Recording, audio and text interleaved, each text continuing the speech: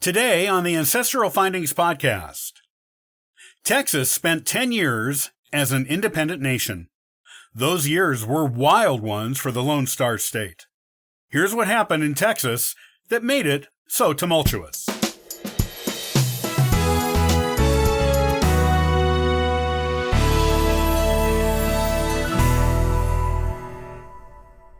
There was a brief period of time when Texas was an independent country.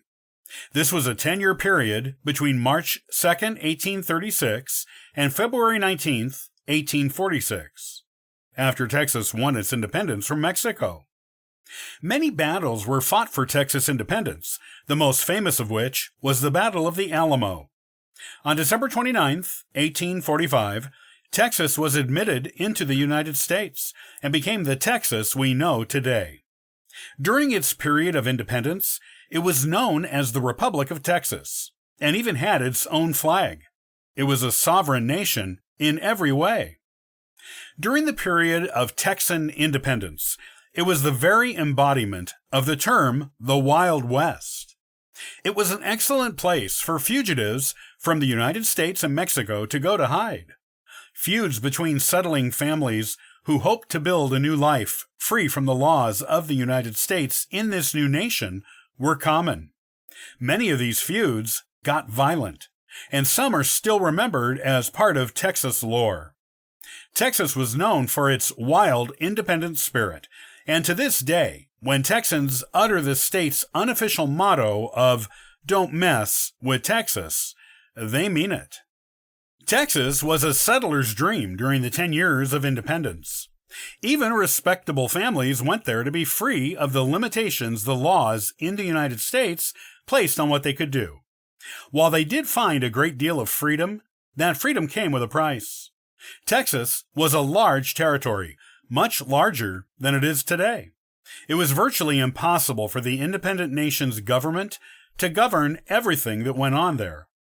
The Comanche natives were against Texas being a nation since Texas was part of their territory, and raids, rapes, and other types of violence against the settlers were a common occurrence, especially in the more rural areas. Mexico continued to refuse to recognize Texan independence and continually sent small armies into Texas to raid and pillage for years. If any two settlers or settling families had problems with each other, they were often left to work it out on their own with frontier justice. The law only became involved if the violence spilled over into the more settled areas. Texas eventually accepted the offer from the United States to become a state, mainly to get a handle on law and order in the territory. With the help of the United States government, Texas became a much safer place to live than it was as an independent nation. Stories from those years of independence and the people who lived there at that time still exist. In fact, Texas was keeping vital records and other archival documents from the time it gained independence.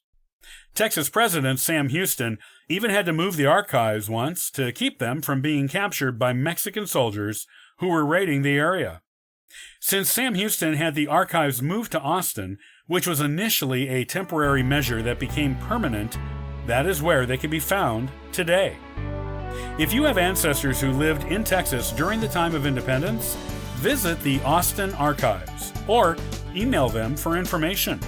You may be surprised at some of the stories your ancestors have in those archives that they are just waiting to reveal to you.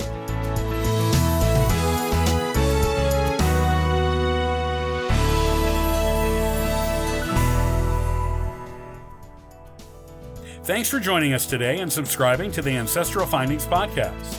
Check out ancestralfindings.com for additional free genealogy resources and weekly giveaways. Happy searching!